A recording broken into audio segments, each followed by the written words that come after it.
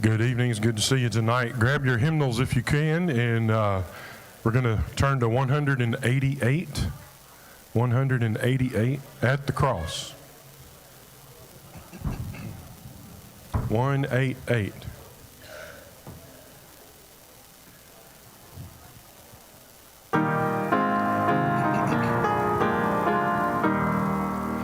Alas, and did my Savior bleed, and did my Sovereign die? Would he devote that sacred head for sinners such as I? At the cross, where I first saw the light, and the burden of my heart rolled away. It was there by faith I received my sight, and now I am happy all the day. Was it for crimes that I had done, he groaned upon the tree? Amazing pity, grace unknown, and love beyond degree. At the cross, where I first saw the light, the burden of my heart rolled away. It was there by faith I received my sight, and now I am happy all the day. Well might the sun in darkness hide, and shut his glories in, when Christ the mighty Maker died for man, the creature's sin. At the cross, where I first saw the light, and the burden of my heart rolled away. It was there by faith I received my sight, and now I am happy all the day. But drops of grief can ne'er repay the debt of love I owe. Dear Lord, I give myself away, 'tis all that I can do. At the cross, where I first saw the light, and the burden of my heart rolled away. It was there by faith I received my sight, and now I am happy all the day.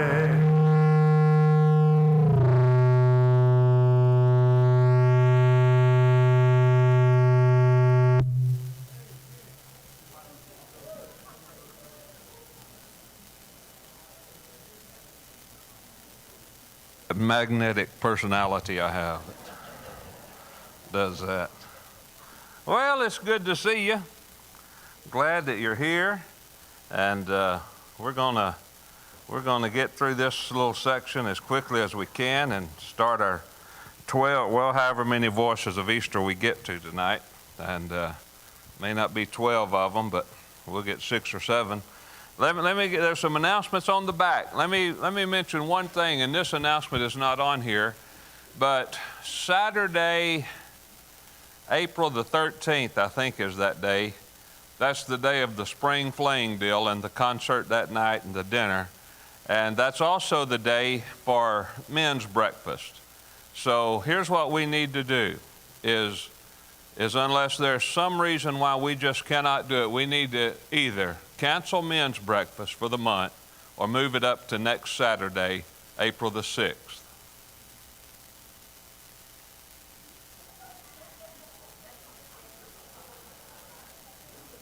I'm good either way. We'll do it April the 6th. I'm good with that. April the 6th, 8 a.m.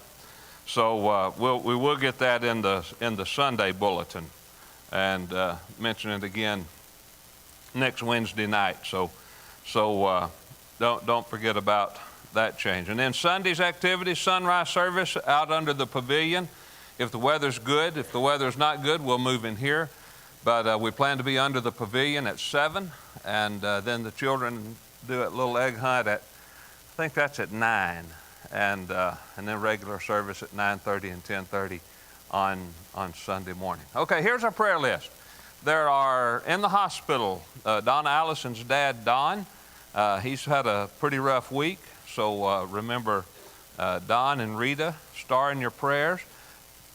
And while I was there yesterday, I didn't go today, but while I was there yesterday leaving, one of the nurses asked me if I was a pastor, and they said they had a patient that had been asking for a pastor to come see him. And so I went. So that name, Billy Knight, and Billy's a local guy. I have no idea. I don't know him, but Billy he's younger than I am, but Billy just wants to leave this world. And back to his question to me was, can you help me leave this world? And I said, Billy, I can't do that, but I will sure pray for you and pray with you. So we did that yesterday. So I'm going to ask you to pray for Billy Knight, and so he's just kind of in a bad way. So remember him. All right, down in the next group, Edwina Mills. I believe Donna told me that she is supposed to have a heart ablation tomorrow. And so remember Edwina. And Jim Glosson, he and his wife Linda have been visiting for a while. He's been having some health issues this week, and so added him to the list. Brenda Rye finally got an appointment to see a doctor in Houston on the 1st, I think. And so remember her and Curtis, and the baby Goins, Cody Goins, got it was a good report last week, I believe it was. And so we're grateful for that. Linda Wright, I don't see her tonight, but she had fallen, and so we want to remember her. Mary Kay was here Sunday, and I didn't mention that, and in fact I didn't really see her until church was over. But so she's improved some. Royce McGoy's the infection in his foot is in the bone, the way I understood a message this morning, and so remember Royce and Martha in your prayers. And Judy had to go down and have some CAT scans done yesterday, and so remember Keith and Judy in your prayers, and Richard and Sherry, they were able to be here on Sunday, and but keep them in your prayers as well as Pete Lane. Pete's still having trouble. Juanita's here, and but Pete's been having trouble and pain problems, so remember him in your prayers as well. Down in the next group, I neglected to add a name that we added on Sunday, Oscar Cabral, and that is Jesse Fletcher's brother, and he's been having some things going on, and she asked prayer for him. So scribble that name down on your list, and I don't know any update, I don't think, on any of the others. The Gerlins are not here. All right, let me turn it on and try this.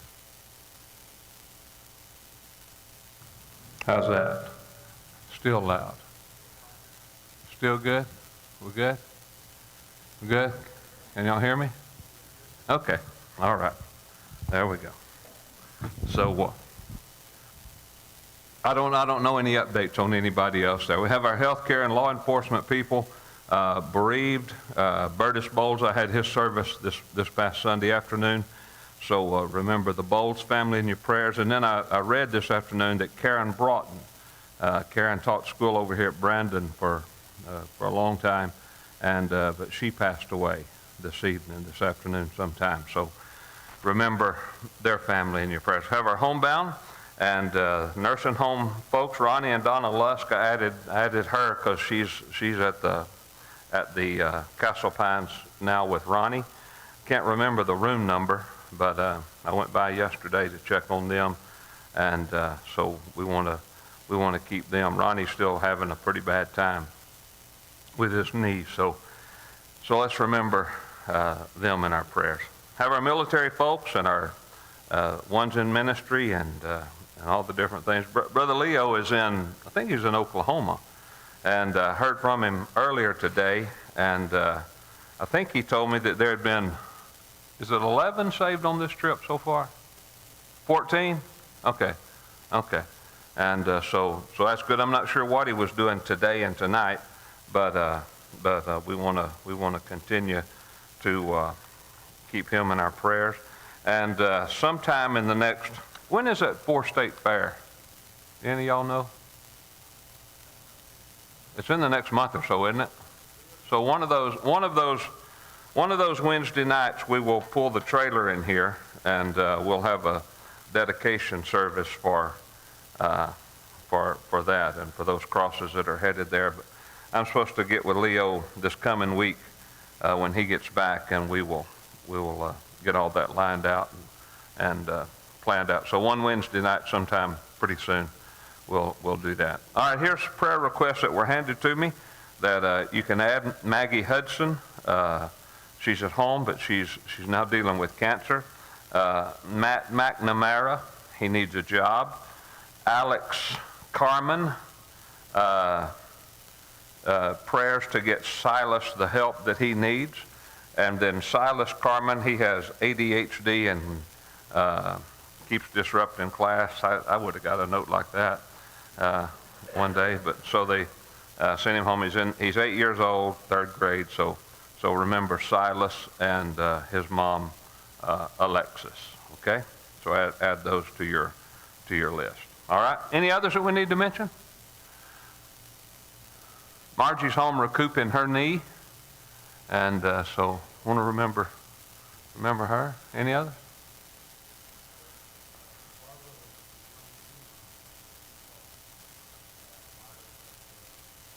Who? Okay. Jimmy Woodard's home with sinus infection.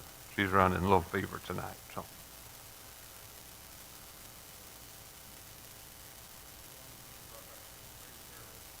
Oh yeah, Carolyn Stanley. Okay, all right. So remember Stanley and Barbara Gerlin.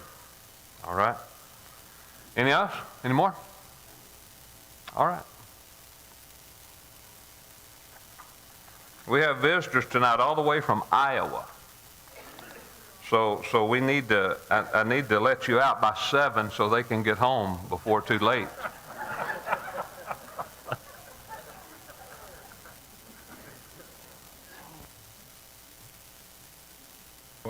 What y'all don't know is we don't ever get out at 7. All right, grab your hymnals one more time. Turn to 192. The blood will never lose its power, 192.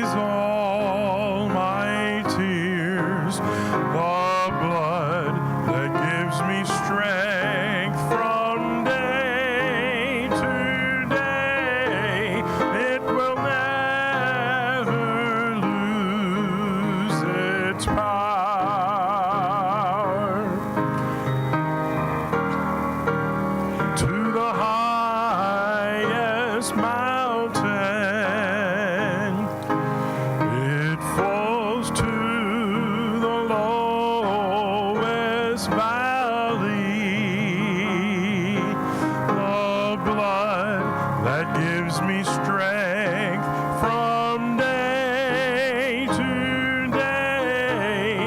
It will never lose its power.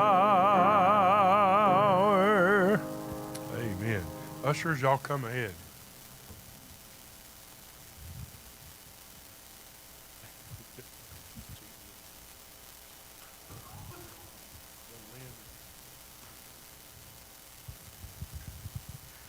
Our most gracious Heavenly Father, we thank Thee for this day. Thank You for all the many blessings You have bestowed on each and every one of us here. We ask You to be with us, guide, guard, and direct us. We ask You to be with Brother Steve as he brings the message tonight. And we ask You to bless this offering we're about to take. May it be sufficient for the needs of the church. All this we ask in Your precious and holy name. Amen.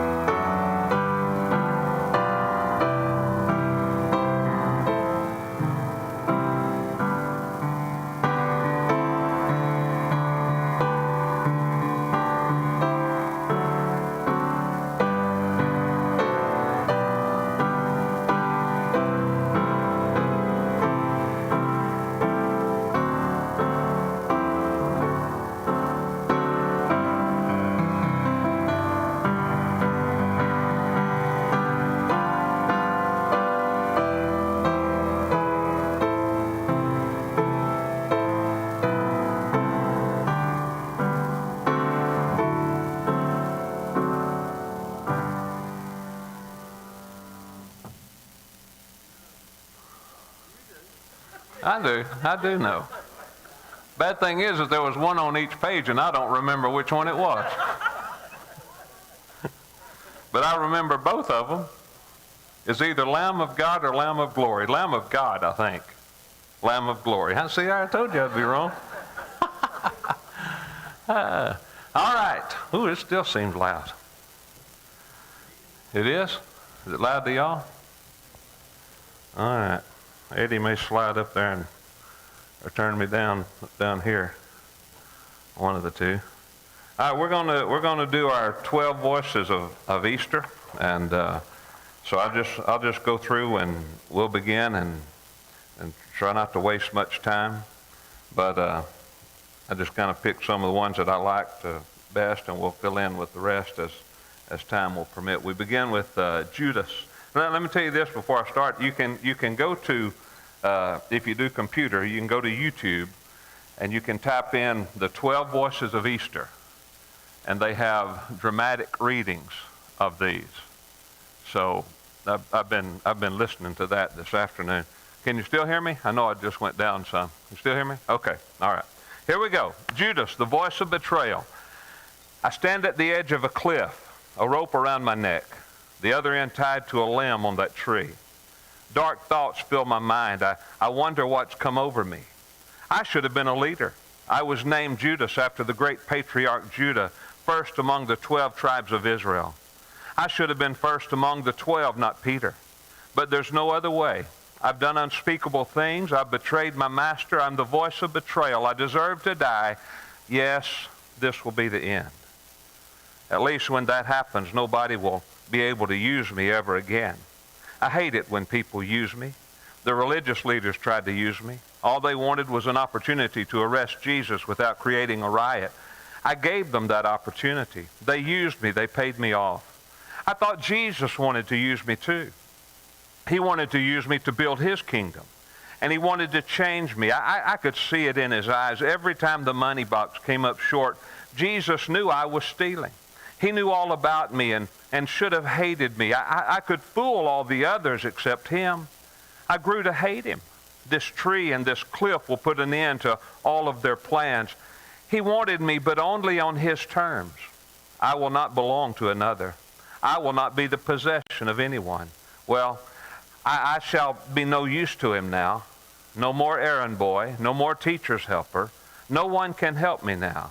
They have him. It all came to me at the Passover meal. We gathered in an upper room with Jesus to celebrate the feast, and I was overwhelmed with a sudden clarity of purpose, an amazing strength of resolve. I could see it all coming together. It would be easy. I knew what I had been made for. It was all too perfect. The conversation around the table was about the week's festival. One or two had something to say about the interfering Romans, but most of the talk was about the faithfulness of God, who redeemed Israel from Egypt long ago. I was silent. Jesus caught my eye a few times, but I always looked away. Then Jesus interrupted the conversation by announcing that one of us would soon betray him. The room was instantly still. The faces around the table all showed stunned amazement. Of course, everyone had heard talk that the leaders of the council would pay for information leading to Jesus' arrest, but none of them imagined that anyone would ever betray the Master. One by one, each disciple asked if he were the one. I asked too, of course. Low voices ringed the table in worried discussion. The meal progressed as I dipped my hand in the dish. Jesus said something to the two next to him, Peter and John. They looked at me, wariness on their faces, and I knew he had told them. I don't know how he knew, but I had already been to the chief priest and offered to betray Jesus. Somehow he must have known about it. I had to get out of there. I stood and rushed out of the room. It was time. I expected them to go to the Garden of Gethsemane after dinner. Whenever we visited Jerusalem, that was his favorite place. He loved the solitude for prayer. I went straight to the chief priest and I told them to hurry. If the other disciples guessed my plans, they might spoil everything. We have to act now, I said. They agreed. Some went to get the temple police. The rest of us just went to the Roman garrison, where the priest requested a contingent of soldiers to accompany us. I led the way. It was exhilarating. I was in command. No one using me. Everybody following me. I had the power. When we got to the garden, as I expected, Jesus was praying. The others had fallen asleep. Jesus heard us coming, and he roused the disciples. I stepped forward from the shadows. It was dark, and the torches didn't provide much light. I had arranged a signal to identify Jesus in the darkness. I kissed him on the cheek and greeted him, Rabbi. I greeted him that way hundreds of times. We all had. With a simple daily habit, an innocent token of greeting, I betrayed the Master. He always wanted to be the Master. He always wanted to be served. For all his talk about serving others, he was always the Master, as though he had been born king or something. Well, now they have him. What kind of a kingdom do you think he'll inherit? It's one thing to lead a few disciples and country peasants when the sun shines on the hillside. But let's see if anyone follows him when night has come and all is darkness. Nobody can rule from a cross. Well, I will not serve. I'm no one's tool.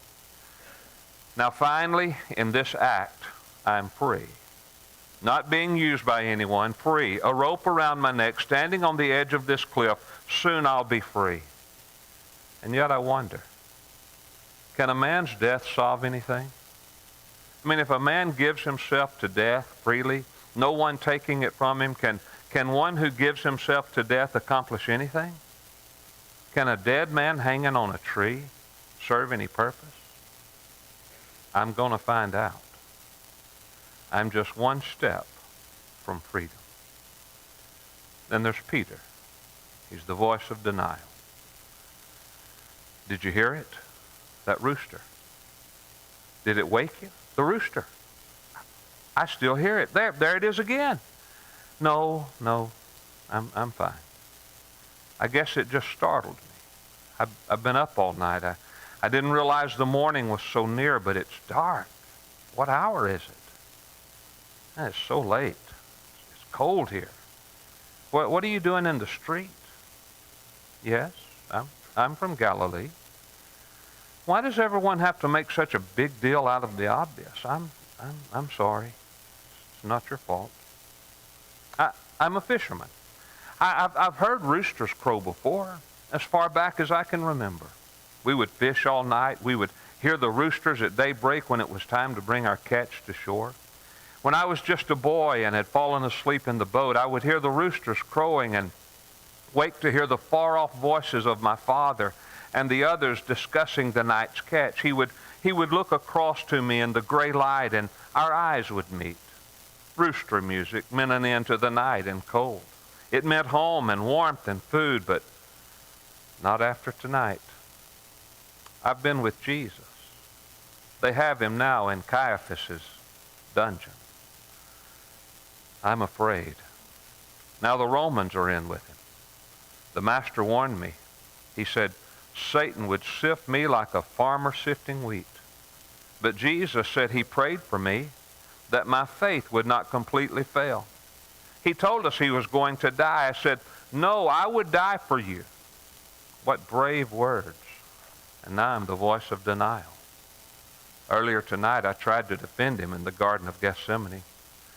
We awoke suddenly, and there were torches and soldiers, a mob with clubs, and I had a short sword, and I jumped to my feet swinging that sword, and I had a fair shot at one of them too, but he moved his head at the last instant, and all I got was his ear. Jesus rebuked me for that. He told me to put up the sword. The soldier who grabbed me from behind made sure I did. Then it was all noise and confusion. They took him and nearly trampled us. Even a garden doesn't offer many soft places to land in the dark, and by the time we collected ourselves, they were all gone. John and I followed a ways back. They brought him into the city. We made our way through the dark streets, staying a safe distance behind the soldiers, all the way across town. We soon guessed that they were bringing him there to the palace of the high priest, but why? The council couldn't meet at night. The priests and scribes and temple guard went through the gate into the courtyard. The Roman centurion posted a guard and led away the rest of the soldiers.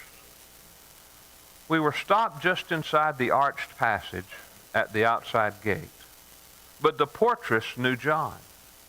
I could tell she had her doubts about me, but she let us in through the outer gate and then into the inner courtyard. We were inside the high priest's house. John made his way into the hall where a large crowd was assembled, and I'd never been in a house like that before. I stayed in the courtyard with the servants. I hoped no one would question me. I didn't know what I should be doing or how to answer. And there was a chance that someone might recognize me. What if one of the temple guards identified me as the man with the sword? What if the servant whose ear I cut off saw me and accused me? Then my heart froze.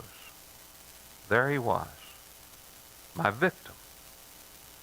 But he turned his head and I saw a healthy ear, right where it should be. I must have mistaken him in the firelight. Perhaps I would be safe if I stayed in the shadows. Everything was fine until the young portress came over from the gate to the fire. And her eye picked me out of the shadows, and she said, "You're one of this man's disciples, aren't you?" Everyone in the circle looked at me. I just couldn't say yes. Not me. I'm not a follower of Jesus. I turned away from her, wishing she would disappear, and she stayed a while speaking in a low voice to one of her friends and pointing at me. The portress left the fire, but soon her friend spoke up. "This fellow is one of them. He was with Jesus the Nazarene." Other voices rose to agree, accusing me of being one of Jesus' followers. Anger and shame rose up in me like hot poison. I said, "Man, I don't know what you're talking about." Maybe that satisfied them. They fell back to their gossip, buzzing about the events of the night. Things began to settle down, and I hoped I was finished with them. 2 denials surely would be enough to save my neck, and the night dragged on and on. What was happening in the hall, I strained to hear. Evidently, the council had convened after all. What were they doing?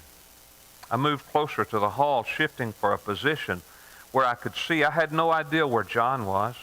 I finally found a place where I could see Jesus himself, standing before the council, his head bowed, completely still, surrounded by noise and confusion. I asked the man next to me what was happening. He turned and said, So you're a Galilean too, aren't you? Several faces turned our way, and I recognized 2 or 3 who had been standing by the fire. Man, I don't know what you're talking about. Angry and excited, I began to call curses down on myself. I swore that I never knew Jesus. The words caught in my throat. From where Jesus stood before the council, he looked out into the courtyard, into the yellow light. Our eyes met. It was just as he predicted. He told me that I would deny him 3 times, and I said it would never happen. Peter, the rock, the Master's faithful follower and chief defender.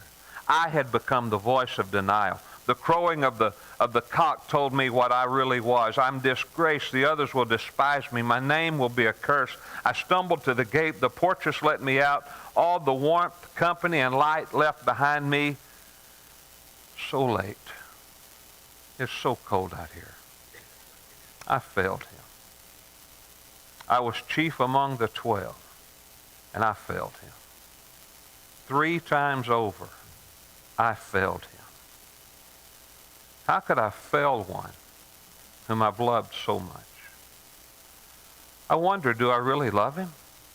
Can real love produce this kind of failure? But I do love him, don't I? If I loved him, I would keep his word. I would not fail. Do I even love him? The voice of the rooster testifies against me. My own words testify against me. My own heart condemns me. I was the leader of the 12. I confessed him on the mountain, but I denied him in the night. And hereafter, I'll be known as the voice of denial. Then there's the voice of Caiaphas. Some call me a puppet, but I'm not. Those who see me as a puppet obviously know nothing about the strength of my family ties. They have no understanding of my loyalty to my father, or actually my father-in-law, as you would call him. He has a strength of influence over me as though he were my father. Annas is a powerful man, perhaps the most powerful Jew in Palestine. He was appointed high priest by the governor Quirinius about 25 years ago. During his term, the Sanhedrin was little more than his personal judicial body.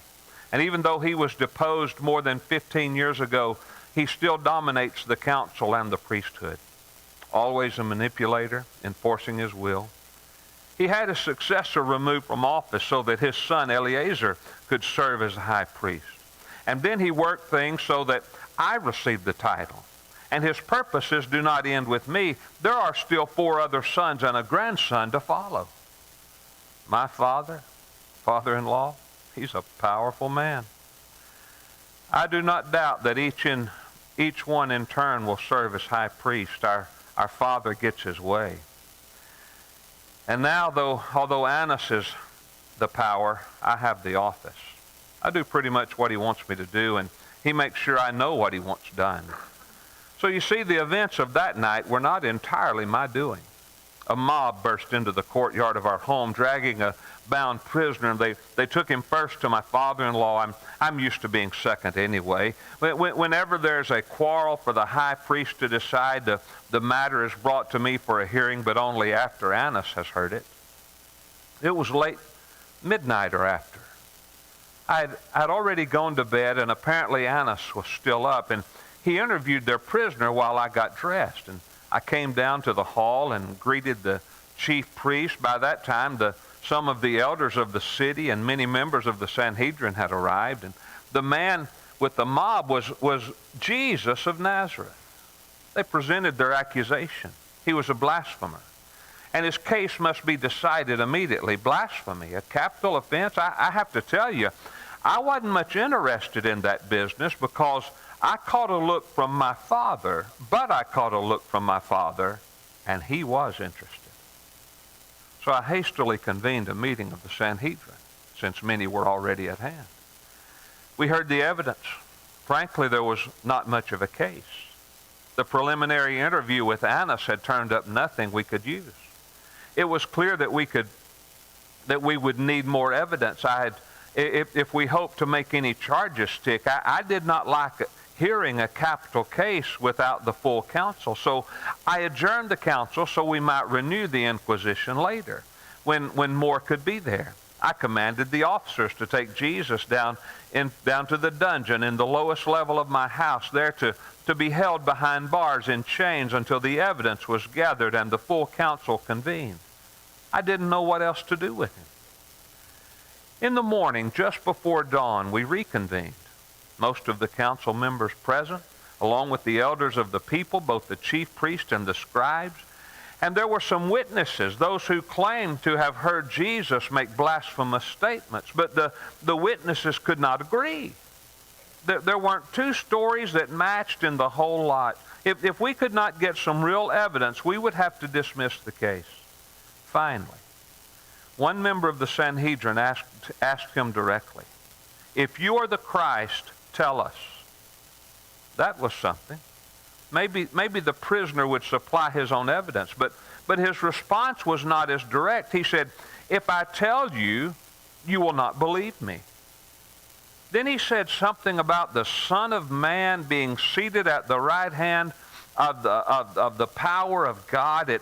That enraged the council. One of them even asked, "So you are the Son of God?" To this, he responded, "I am." And the room, it erupted. Voices shouted, "Blasphemer, traitor, pagan." The Sanhedrin, they were in a frenzy. But Jesus, he stood silent. Of course, this was all wrong. How did we expect to get away with it? This was no trial. In the first place, our law does not permit a trial to be held at night. And yet we had been up all night long.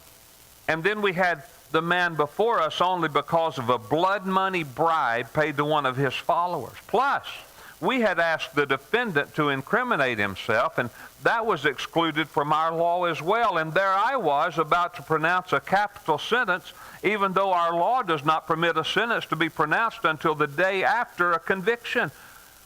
What were we thinking? It was the kind of thing you hope nobody ever hears about. I could feel my Father's eyes upon me. It crossed my mind that I had an opportunity to step out of his shadow and rise to a higher level of justice and throw out this case. But there was Annas. His will beat on me like a hot summer sun. I really had no choice but to follow his wishes and please the chief priest. I knew what I ought to do, but I also knew what I had to do. Yes, I am one of the 12 voices of the Easter story. Mine is the voice of condemnation. It was my voice that proclaimed the innocent Nazarene guilty of blasphemy. What else could I do? Don't you understand the power that my family has? Or don't you understand the significance of the office of the high priest? I'm not a puppet. I'm a dutiful son. And in that room that morning, a simple man submitted to the will of his Father. That's all. Then there's Pilate. This is not the life I hoped for. I'm a Roman citizen. My family is wealthy. Our name is held in honor and respect. For all my adult life, I've carefully made my way among the powerful elite of Rome. I positioned myself to receive a prestigious appointment from Caesar. My glory would be to do his bidding, to be part of the greatest empire that the world will ever know. Kings and kingdoms pass away, but Rome endures. The glory of my name to serve Caesar. But the emperor sent me here to Judea. What glory or prestige can there be governing in this mad race? The Jews are subject to Roman power, but they're not of the Roman mind. In Rome, we cultivate common sense, peace, and ordered prosperity. But these people, they're impossible. They're unreasonable. They're rebellious. They're relentless. They're fanatics. There's nothing to love or to admire among the whole lot.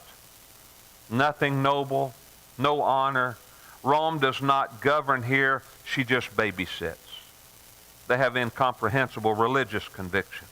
They stubbornly hold antique traditions that no one can explain sensibly, and they automatically hate me. Not that it worries me. If I were loved by this mad group of people, that would worry me.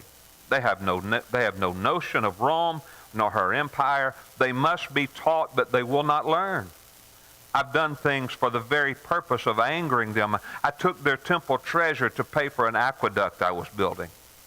Another time, I brought the Roman standard into Jerusalem to their temple, and all the golden shields inscribed with the images and names of our gods.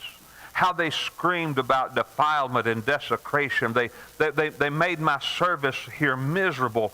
I make their subjection to Rome miserable. But it was springtime, and I'd breathe deeply the sea air wafting in from the Mediterranean to my palace in Caesarea. But the spring was always spoiled by the Passover festival, and I hoped the Jews would not cause me problems during their week of celebration. Perhaps this spring would be different from the others. That's what I hoped for.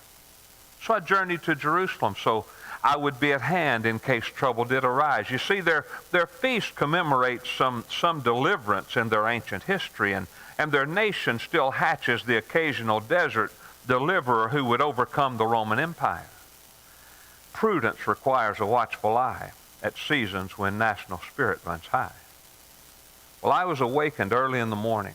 It was just after sunrise by the noise of their council, the Sanhedrin, the chief priest and the elders, and an angry crowd at my gate. I recognized that mob spirit. It was dangerous and difficult to turn it aside. They would be trying to lynch someone. I would have to play for time and let their passions cool before we could settle this business. So the gate was opened, and they burst forth into my courtyard, and I walked slowly to my place.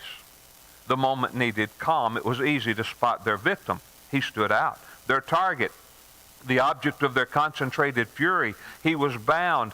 I asked their leader what they wanted, and he said, this man was misleading the Jewish people, telling them not to pay taxes to Caesar and claiming to be their Messiah. How ironic to hear these Jews who so hated paying taxes to Rome, charging one of their own with speaking against Roman taxes. Surely their real grievance lay elsewhere. Well, he might be trying to raise some money for his own treasury if he thought himself to be their Messiah king. So I asked him directly. I said, are you really the king of the Jews? I wanted everybody to hear the sarcasm in my voice. It was a ridiculous charge, this Jesus of Nazareth, king of the Jews. The Sanhedrin and the chief priests were blind to their folly. I could tell this man had committed no serious crime, and I told the Jewish leaders so. No, they insisted. He causes unrest among everywhere from Galilee to Jerusalem. Is he a Galilean, I asked? I saw an opportunity to divert them. Galilee was under the jurisdiction of Herod Antipas, who just happened to be visiting Jerusalem. Herod was as close as they were ever going to come to having a king of the Jews. He was incompetent, but he was an ethnic aristocracy of a sort, and Rome uses his type when possible. So I sent this band to Herod, and I sent along an assistant just to watch, just so I would know what was going on. I was glad to be rid of this problem while creating one for my dear friend Antipas. But before long, they returned. It seems that Antipas, drawing from his deep wisdom and exercising his keen political mind, had mocked Jesus and taunted him, asking him to perform miracles. Well, when the prisoner would not perform, Herod wearied of the sport, so he dressed Jesus in a gorgeous robe and sent him back to my judgment hall. I must say, the robe looked better on Jesus than it ever did on Herod. King of the Jews indeed. Again, the chief priest and the rulers of the people demanded a judgment. Their hatred for this man had not cooled a bit. Again, I did what I could to put them off. I examined the prisoner again. You know, it's not easy, this business of judgment. The law is not always adequate for the case. It's no fun dealing with someone like Jesus at the judgment seat. I was too conscious of my own failures. What is it they say? An innocent prisoner convicts a guilty judge? Well, I suppose it won't be the last time. And to complicate matters, my dear wife, she interrupted. She called me aside urgently, and she frightened me. She looked like the walking dead. She said she had had a dream about this man and told me not to have anything to do with him. She was terrified. I confess it unnerved me, but one cannot run an empire on dreams and visions. Well, I couldn't put it off any longer. I told him I found no fault in the prisoner. He's no threat to Rome, I said. Oh, it's not just the taxes, they said. Jesus has transgressed some provisions of their religious law. Well, fine, I said, try him in your council. Don't bring Jewish religious law into the Roman court. They were furious, livid. They said their law required death. I was running out of diversions. Herod wouldn't take the case. Their council wouldn't take the case. I'd raised my voice twice in evasion, but some things just won't go away. I didn't think they really would insist on crucifixion. You see, Rome crucifies Jews to make sure everyone understands who rules the world. Jews would not crucify a Jew. Every cross reminded them of a king they didn't want and could never defeat. I just needed to give them a way out. I felt sure they would back down, so I proposed a compromise. I had followed a custom of releasing a prisoner to them each year at this time. I did so to demonstrate Roman kindness and to generate goodwill. I thought perhaps I could release Jesus to them as that prisoner. Well, the chief priest would have none of it. The crowd cried for Barabbas. Barabbas was a thoroughly nasty sort. And they cried for him to be released instead of Jesus. I couldn't believe my ears. How they must have hated this Nazarene. I couldn't escape.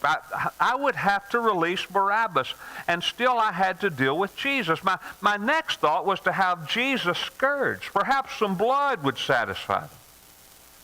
The soldiers of Rome would use a whip with several thongs and pieces of lead or brass or sharp bits of bone in the ends of it, and they laid his back bare. In short order they did it.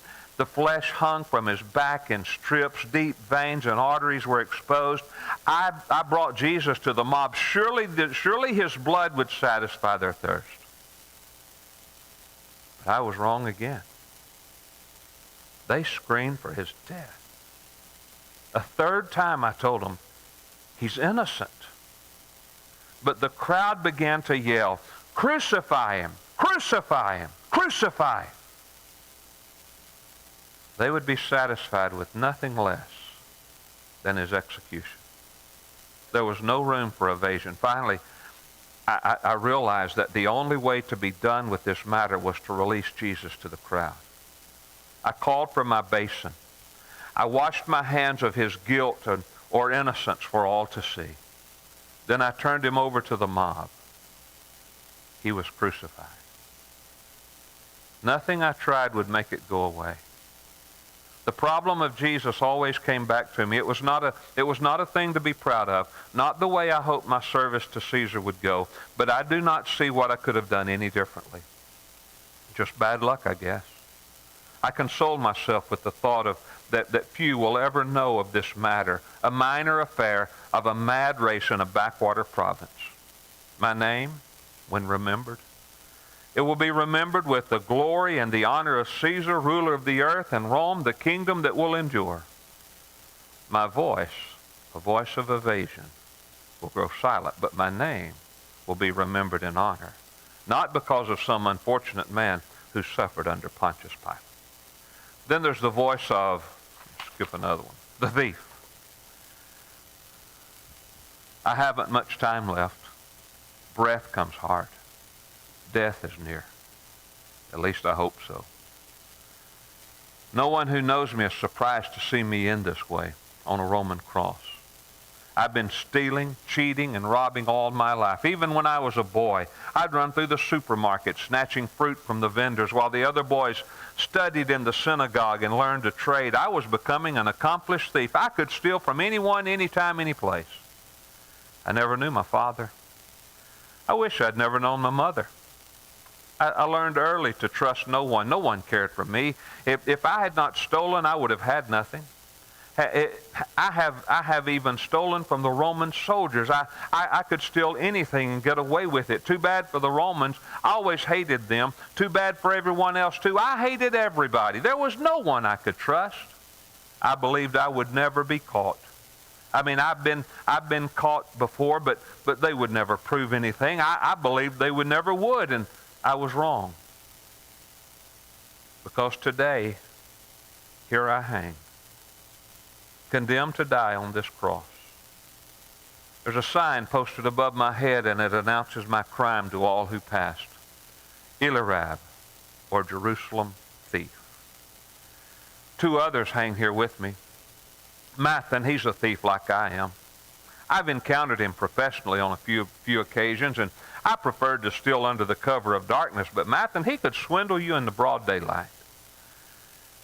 But the one in the middle, I never knew him. He's Jesus. Some have called him Messiah. Others say he's a magician. He raises people from the dead and stuff, and the priests seem to hate him all right. He caused some trouble in the temple, and I was familiar with some of the money changers that he chased out, but what was his crime? Well, the centurion posted a sign on Jesus' cross announcing, Jesus of Nazareth, the King of the Jews. I guess it's a crime to be a king now. I'm dying. Some people die in bed surrounded by people who love them, who soothe them in their pain and draw a cover over them for comfort.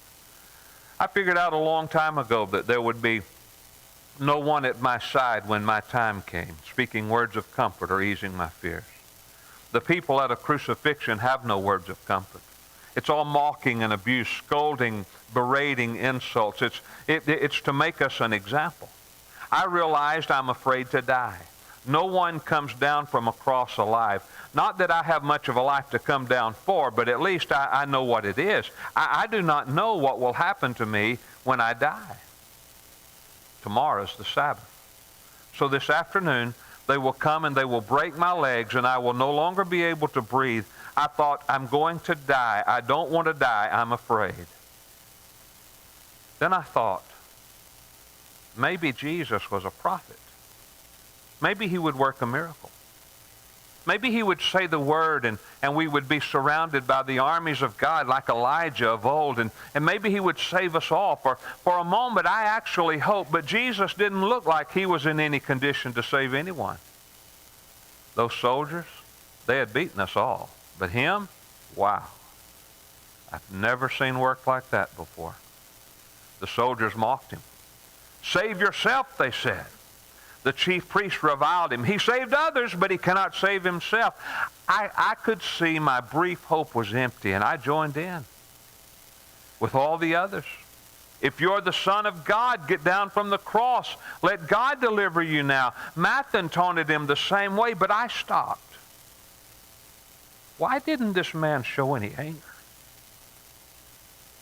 Why didn't this man curse those who cursed him?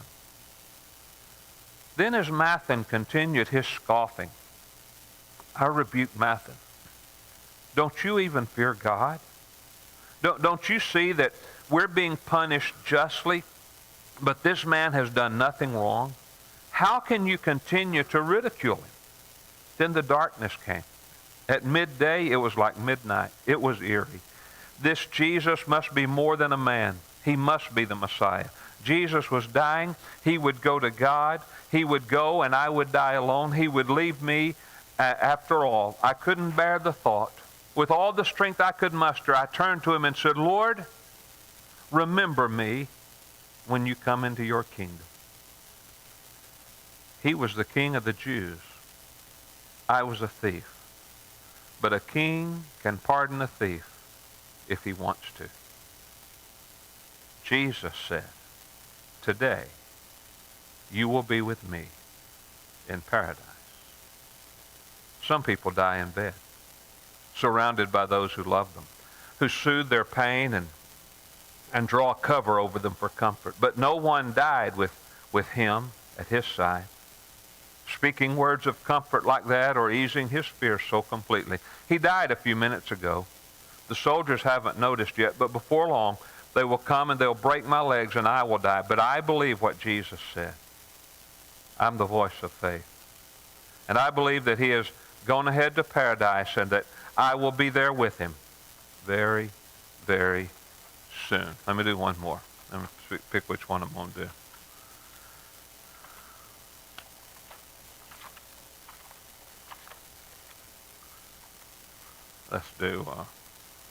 Let's just do the Roman centurion. He's next. I'm Roman centurion. I serve not in my home country, but in this God-forsaken land of stones and scorpions.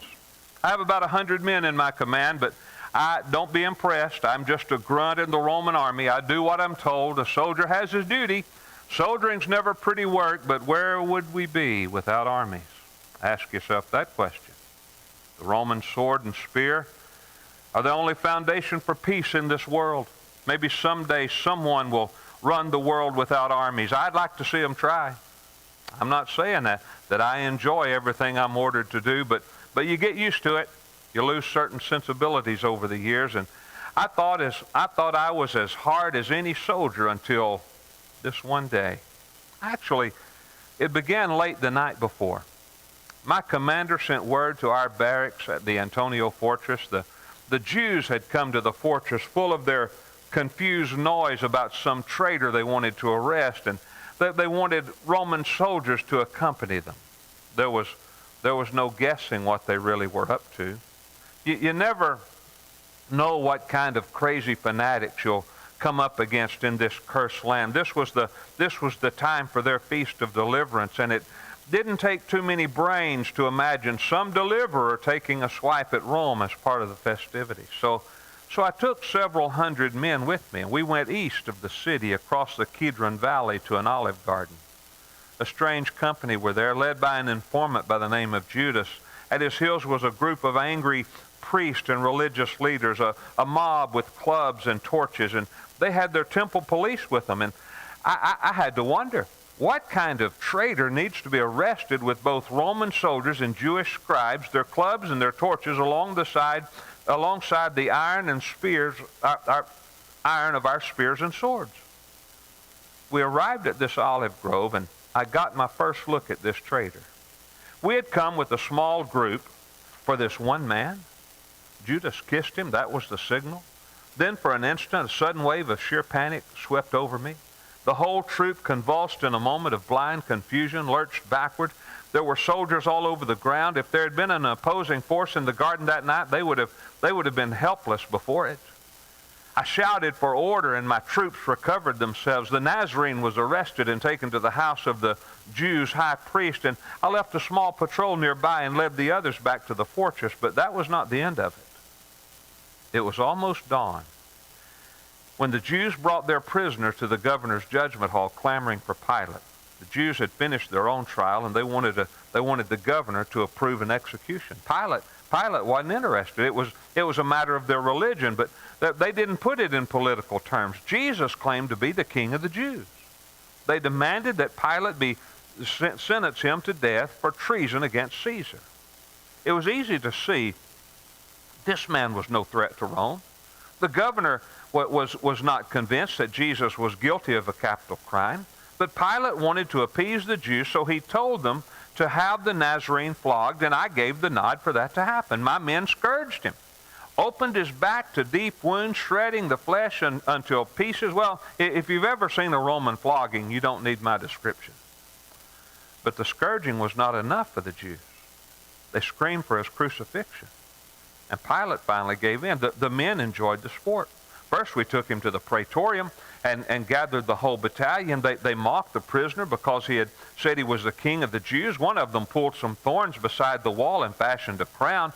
I'd seen that kind of thing before, but for the first time in many years, I winced as they pushed it into his brow. They slapped him. They spat upon him. They ridiculed him. I knew we were doing the right thing, and I fought against the new feelings inside. You must rule with power and fear, or you cannot rule. At least that's what we had always been taught. I led the execution detail to the hill outside of town. Jesus had to carry his own cross like any other convict. We crucified him with two others who had been sentenced.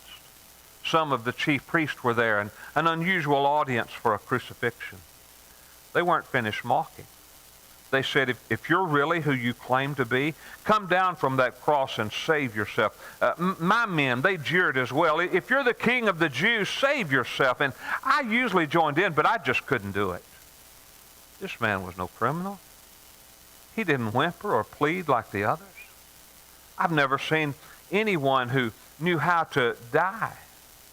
No cursing, no spite, no fear. I mean, everyone loses their nerve or struggles or whimpers. It's only natural, but not him. I don't mean he didn't suffer.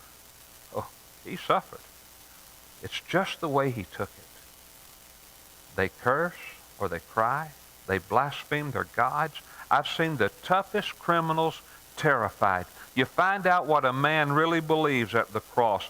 You see who he is, and this one is different. The funny feeling I had at the scourging, it grew in me stronger than ever. Even though I had been trained to believe that crucifixion was the only way to rule, that it was the final solution to all human crime, but watching him on that cross, this was not Roman justice. At midday, the darkness came. I don't mean the sun was shaded. I mean inky darkness. Many of the spectators lost their nerve and they left. But of course, an execution guard has to remain until the prisoners are dead. Obviously, we can't let a prisoner's friends get him down before the work is done. We usually rotate watches because the strong ones can last 2 or 3 days. But as the hours passed, I could see that this man was really close. So I stood and watched. He looked upward and he said, "Father, into thy hands I commit my spirit." And then he died. I mean, he chose the moment. Death didn't happen to him, dragging him away, catching him off guard, struggling to get away. Just like a man chooses his next action, chooses a moment to sleep or to sing or to eat, he died on purpose. Just like that. Nobody has that kind of power over death. It was a miracle. And I heard myself say, certainly this was a righteous man. I haven't been the same since. I'll never be able to look at a cross the same way again. This God-forsaken land, holy men and scorpions. I never expected that a man on a cross could change me so. It was the way he died. I'm not a hardened Roman soldier. I once was. I've seen the death of a truly righteous man. Now I'll never rest until I find out who he was. Father, thank you for the time that we spend together tonight. While it's something that we read and that we share every Easter season, that as I speak for myself and the testimony of others over the past years, this just takes us somewhere that we're not able to go in our own minds. So Lord, I pray that over the next few days as we head towards Sunday, as we celebrate the resurrection, that we remember all of these things that you went through, all of these things that you endured, and you did so that all of us in this room and all who would walk the face of the earth would have the opportunity to be saved. So Lord, we thank you for that. And let it be on our hearts and our minds these next few days. Bless us as we depart. Keep us safe as we travel.